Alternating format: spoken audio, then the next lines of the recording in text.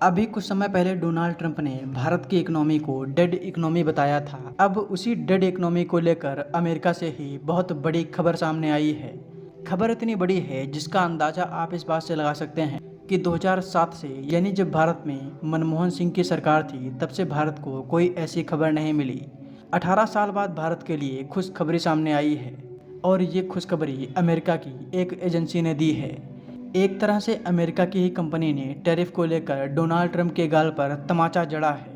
इतना ही नहीं, अमेरिका की इकोनॉमी को अमेरिका की इस एजेंसी ने एक बड़ा झटका दिया है।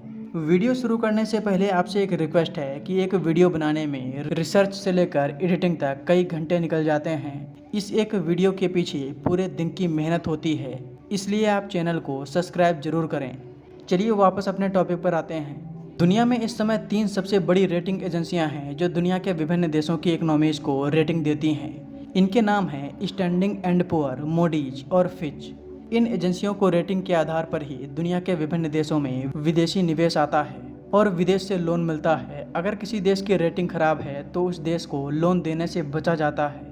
अगर आपको समझ नहीं आ रहा तो आइए आपको इस चार्ट के जरिए समझाते हैं। सबसे पहले आप ऊपर इन तीनों rating agencies standing and poor, Moody's और फिच को देख सकते हैं। अगर ये एजेंसीज किसी देश को AAA की रेटिंग देती हैं तो उसे दुनिया की सबसे बेहतरीन इकोनॉमीज में गिना जाता है। वहीं 2 से 4 के बीच में जो देश आते हैं उन्हें हाई ग्रेड यानी ठीक ठाक अर्थव्यवस्थाओं में गिना जाता है। अगर भारत की बात करें तो भारत अभी 10वें नंबर पर था। तीनों रेटिंग एजेंसियों ने भारत को 10 नंबर की रेटिंग दे रखी थी, यानी भारत लोअर मिडिल ग्रेड में आता था, जहां विदेशी कंपनियां निवेश करने से बचती थीं। लेकिन अब इन तीनों रेटिंग एजेंसियों में से स्टैंडिंग एंड पुअर ने भारत को 9वें नंबर पर ला दिया है, यानी भारत को अब BBB- से BBB+ रेटिंग मिली है। हालांकि अभी भी भारत लोअर मिडिल ग्रेड में है, लेकिन पहले से कंडीशन बहुत बेहतर है। हालांकि अभी मूडीज और फिच ने भारत को 10वें नंबर पर ही रखा है, लेकिन स्टैंडिंग एंड पुअर के फैसले के बाद जल्द ही ये दोनों रेटिंग एजेंसियां भी भारत को 9वें स्थान पर लेकर आएंगी। भारत 2007 से स्टैंडिंग एंड पुअर की रेटिंग में 10वें नंबर पर बना हुआ था। सबसे हैरानी की बात यह है कि अभी तक इन तीनों रेटिंग एजेंसियों ने अमेरिका को नंबर 1 पर यानी AAA की श्रेणी में रखा था, लेकिन अब फिच ने अमेरिका की रेटिंग को घटाकर AA+ कर दिया है, यानी अमेरिका अब फिच की रेटिंग में दूसरे स्थान पर आ गया है।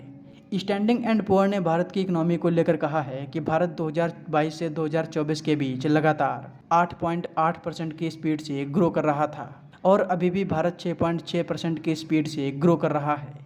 इतना ही नहीं, अमेरिका की इस एजेंसी ने कहा है कि डोनाल्ड ट्रंप के टैरिफ का भारत पर कोई खास असर नहीं होगा।